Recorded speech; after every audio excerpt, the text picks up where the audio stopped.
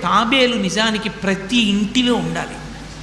మనకి ఇప్పటికీ దేవాలయాల్లో తాబేళ్ళు ఉంచుతారు. ప్రతి దేవాలయంలో తాబేలు ఉంటుంది. పూర్వం ప్రతి నూతిలో ఒక తాబేలు నుంచేవారు. ఎందుకు తాబేటి ఉంచుతారో తెలుసా? తాబేటి యొక్క దర్శనము మంగళ దర్శనం. తాబేటి వంక చూస్తే మంగళం. అందుకే ఇంట్లో కనీసం తాబేలు బొమ్మ అట్టి ఉంచుకుంటారు. ఉంచుకుని ఒకసారి ప్రయత్నపూర్వకంగా దాని వంక చూస్తారు. ఎందుకు తాబేలు ఇంట్లో ఉంచుకోవాలి అంటే దాంట్లో ఒక రహస్యం ఉంది. దీక్ష అని ఒక మాట. దీక్ష అన్న మాట దేనికి అన్వయం అవుతుంది అంటే యజ్ఞానికి అన్వయం అవుతుంది. యజ్ఞం చేసేటటువంటి వాడు దీక్ష స్వీకరిస్తాడు. దీక్షా స్వీకారం చేశాడు అంటే ఇంటి లోపలికి మళ్ళీ వెళ్ళరు.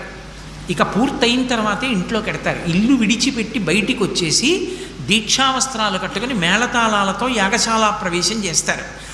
ఇక ఎప్పుడు మళ్ళీ ఇంటికి వెళ్ళడం? ఆ యాగం